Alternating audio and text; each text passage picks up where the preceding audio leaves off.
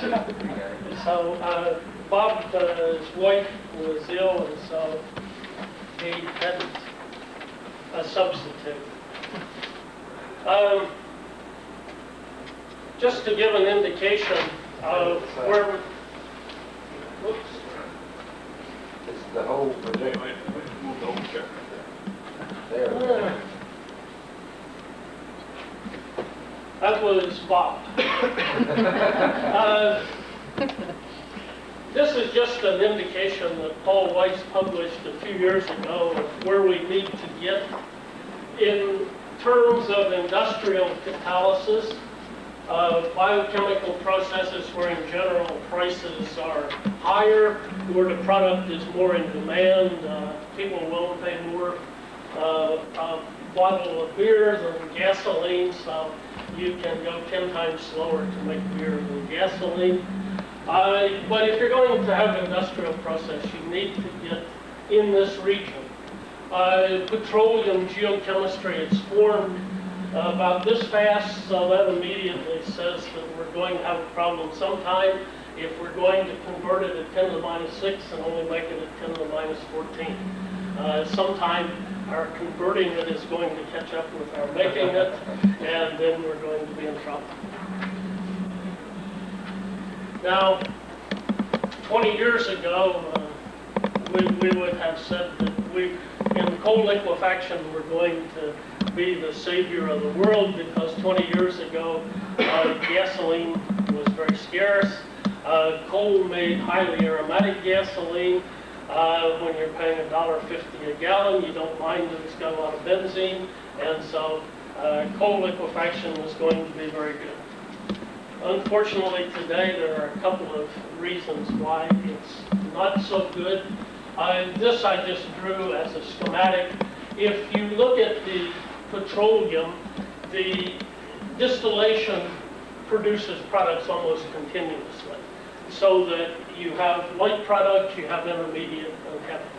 With coal liquefaction, you get light products in the naphtha range, and then there is a gap in the boiling range until you get very high. So that, unfortunately, coal liquefaction doesn't produce the intermediate distillate material as it is in petroleum. And so you have much more of it to convert in order to get to gasoline.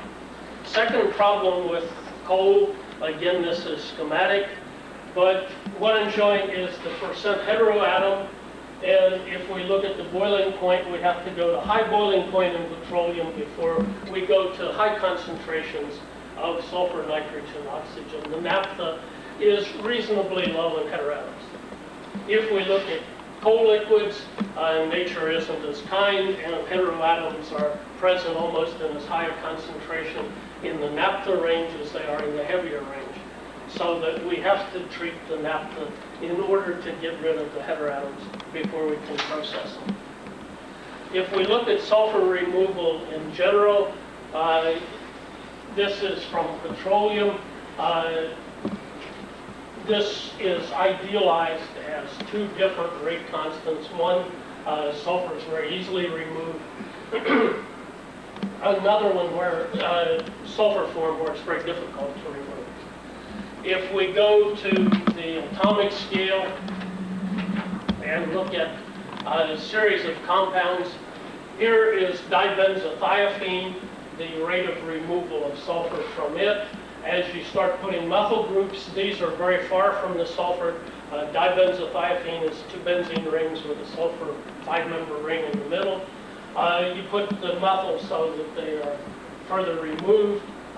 It doesn't affect the rate very much, but if you put them where there's steric hindrance, where the methyl groups are on the same side of the rings as the sulfur, then it greatly decreases the rate of sulfur removal.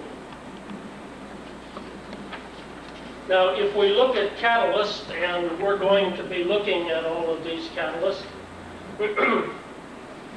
one of the problems with coal liquids is that when you hydrotreat them, you convert them at the biochemical rate rather than the industrial rate. So we need to get roughly an order of magnitude increase in the rate of removal of sulfur. So we are looking at all of the sulfides that you see here. This is data from Exxon. This is for sulfur removal from benzothiophene. Molybdenum is the metal that most hydrotreating catalysts are based on.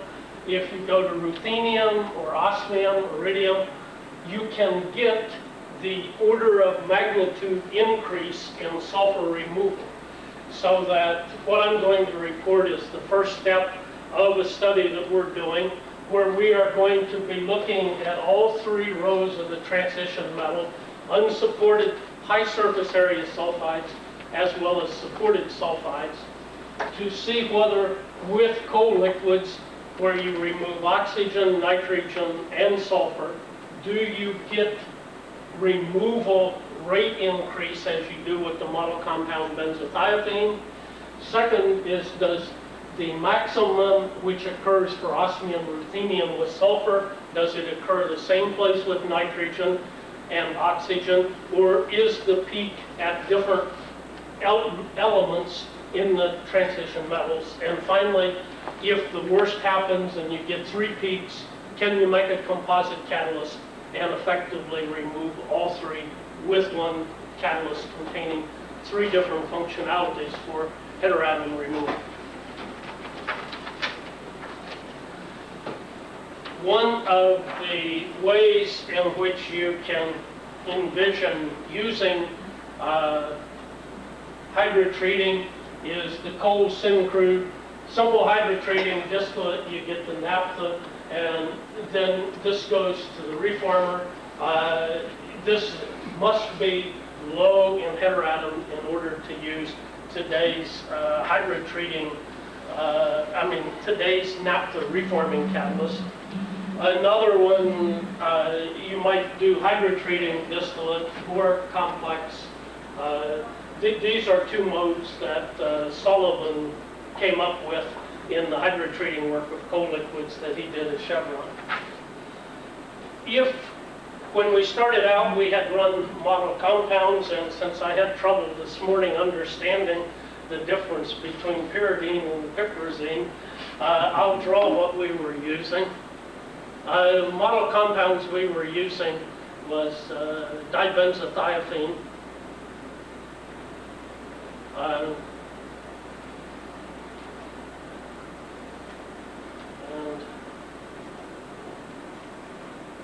quinolane. We made a mixture of these in hexadecane, hydrotreated them over the same catalyst that I'm going to talk about using for the coal liquids. Now, if we look at the removal of sulfur versus nitrogen, sulfur is almost 100% removed before we start removing any nitrogen from this mixture.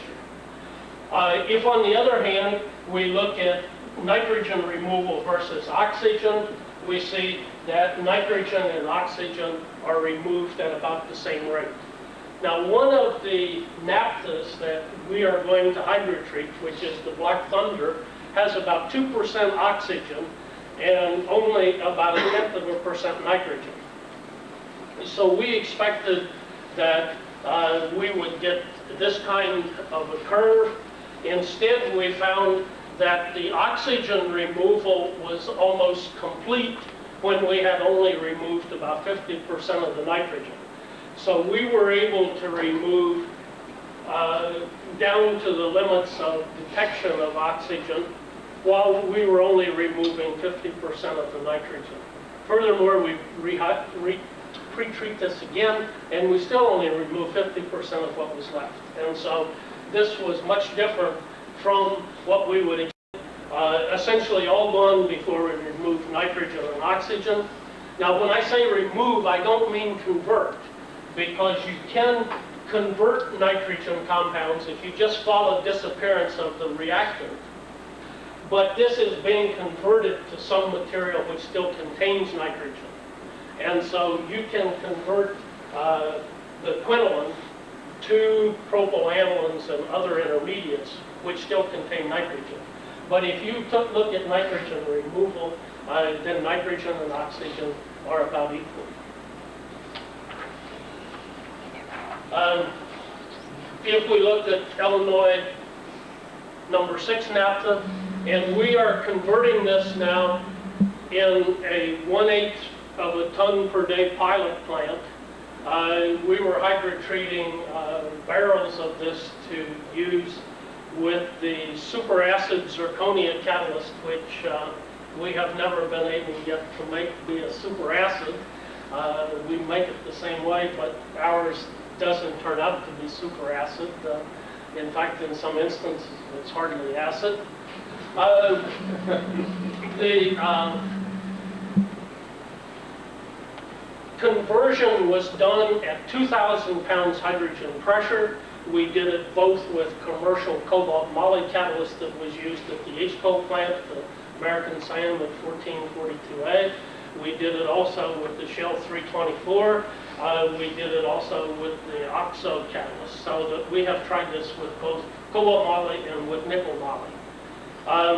The results were not very different. With Illinois, we're starting, and what I'm showing here is the nitrogen. We're starting about 800 parts per million. In one pass, we're down to where it's 2 or 3 parts per million. So the nitrogen in the Illinois naphtha was removed.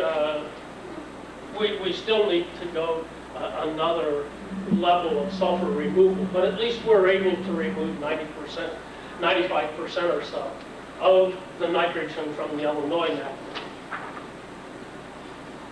If we look at the Black Thunder naphtha, let's see, this is a summary of this one, we're starting at 3,600 parts per million. The first pass is down to about 2,000. The next one's down to 1,000.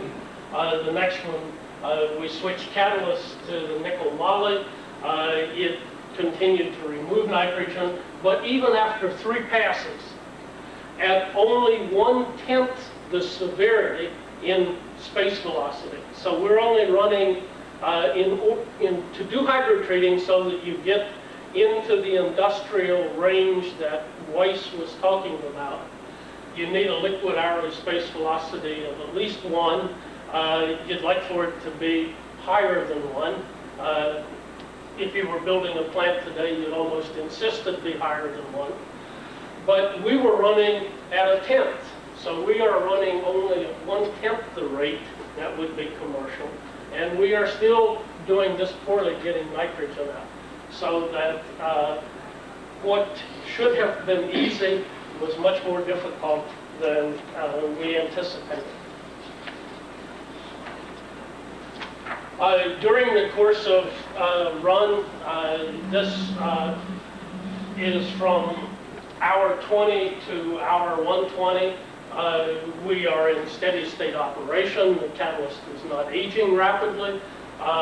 It is just that it's very difficult to remove this nitrogen from Black Thunder. Looking at the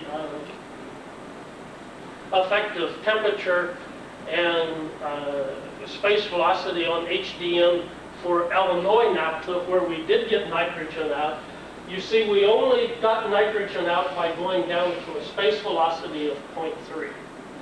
Now, that is much lower than would be used commercially. We're also at 403 degrees centigrade, which is much higher than what is normally used for hydrotreating in a commercial scale.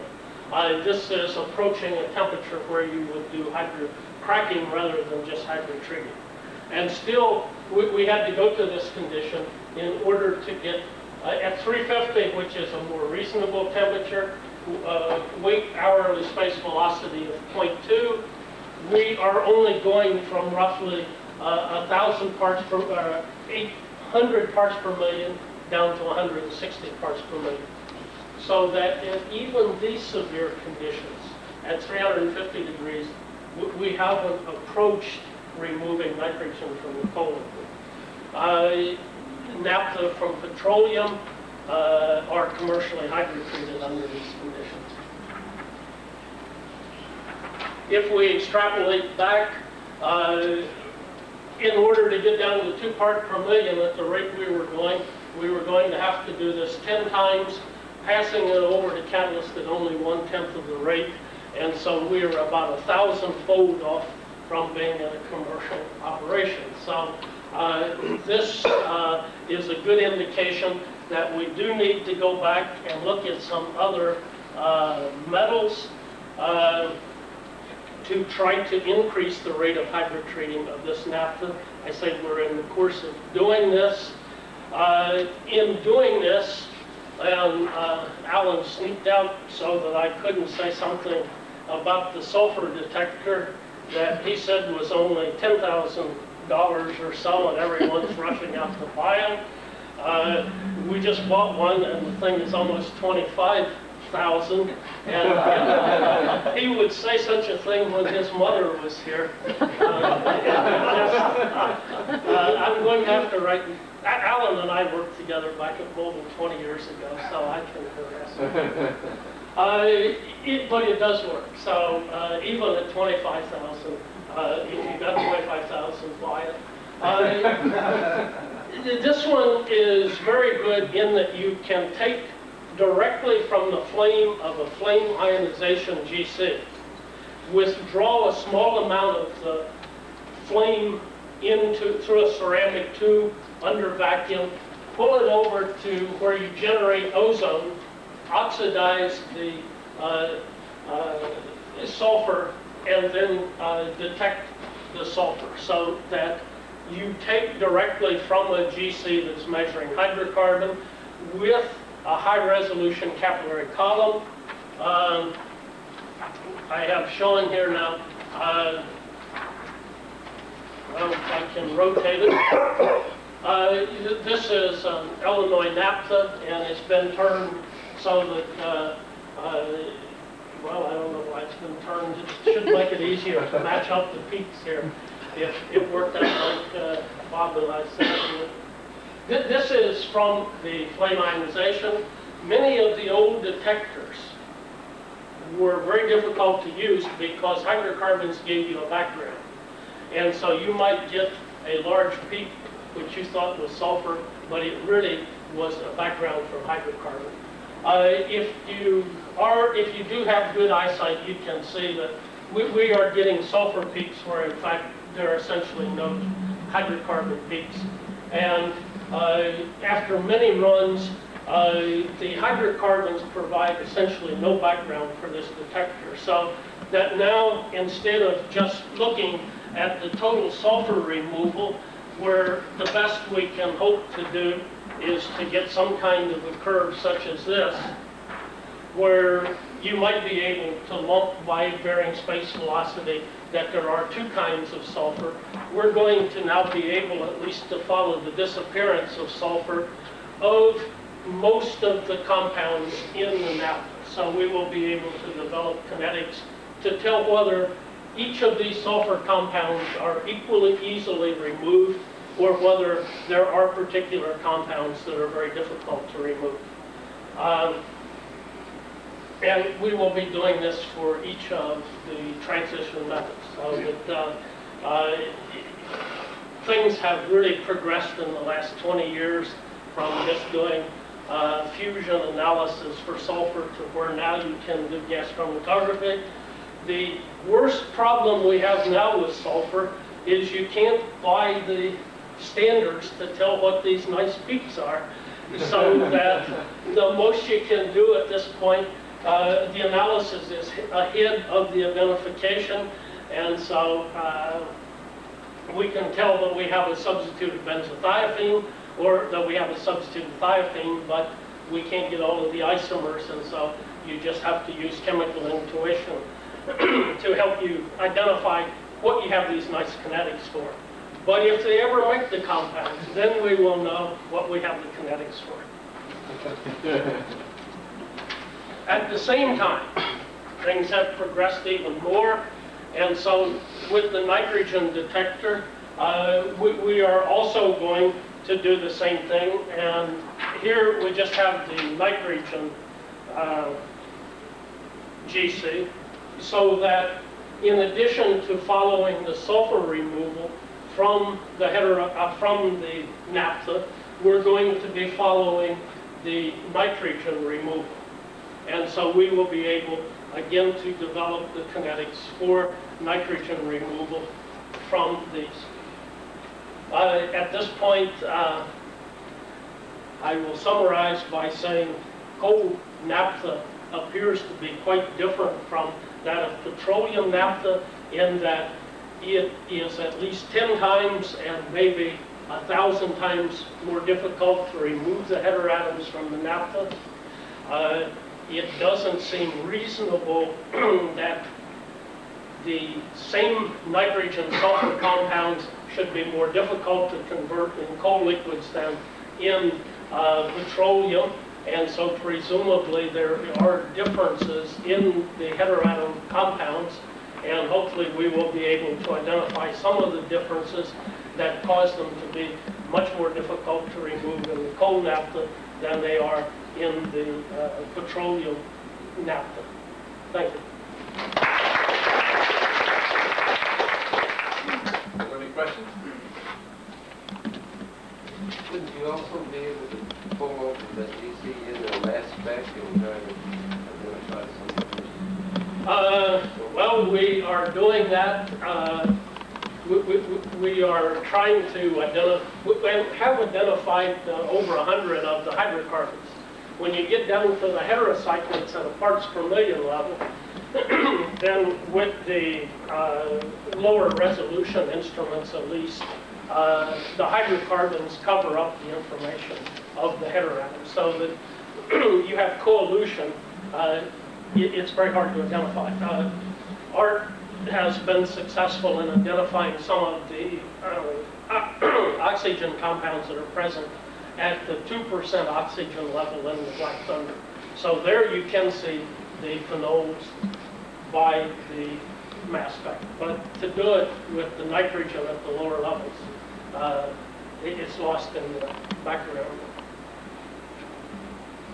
How realistic is the idea to develop a unified or common catalyst for both HDS and HDN, since the two chemistries are different? Well, the first thing one always does is express optimism, which is what I had to do 15 years ago when I started working in coal liquefaction, or I left Kentucky faster than I came. It probably will turn out, or it may turn out, that it just isn't possible. The most optimistic thing would be that you are able to put 3 or 2, or even most optimistic would be that this optimum would occur for the same metal. But you're quite right, it may be necessary to do one in one reactor, one in another, to vary temperature and pressure. That would be a pessimist outlook, and we're just starting. Fred? Burt, a lot of commercial facilities use a nickel moly phosphorus catalyst for HDN. Did you look at one of those? We are looking at them now. The nickel moly we have looked at. The question of phosphorus is debated, and we're still trying to see whether, it also is said that nickel is much better for HDN than cobalt. And perhaps tungsten is better than molybdenum for nitrogen removal. You can find some curves where there's 1 or 2% difference, and I won't name the company that publishes that information. But our curves don't look like that. So we're still trying to make sure that our curves are real before we introduce the problem of phosphorus also. One other question. Does this naphtha come from a liquefaction unit or gasifier? Now, this comes from the Wilsonville 6-ton per day plant. So this naphtha has been hydrotreated 3 times already. Because at Wilsonville, they're using catalyst in both the first stage where dissolution takes place, and then they don't make any naphtha from coal unless they go to the second stage and use a cobalt moly catalyst or a nickel moly catalyst, where they now undergo, in essence, hydrocracking, because they're putting in 450 plus and converting about 15-20% of the 450 plus to 450 minus. So that we're getting the 450 minus that has in effect passed through that hydrotreater 3 times already. Synthesized. And still we have to hydrotreat it. So it's refractory. How's the average molecular weight of your cold naphtha compared to petroleum naphthas or your molecule?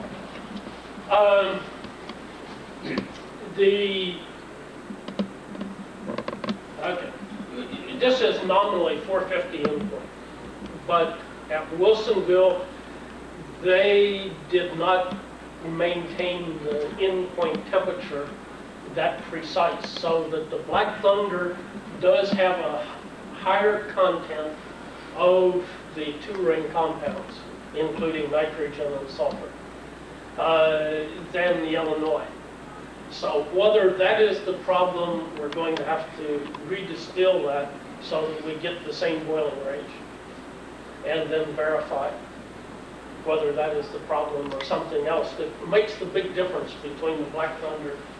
Now, in the same boiling range, there's not a whole lot of nitrogen and sulfur compounds you can draw the structure for, unless you're a far better organic chemist than I am. So there has to be a lot of similarities, and so why there should be that big difference is the problem. And the simplest explanation would be that one has a lot more of the heavy material than the other. But there shouldn't be, and again, Art can correct me if I make too bad of an error in saying this, there shouldn't be over 20% of the heteroatoms that are in the 2-ring and higher class for the nitrogen and the sulfur.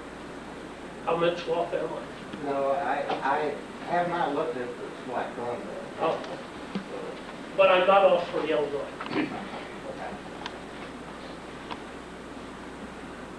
Thanks again, Burt, for bringing us up to date on coal liquefaction.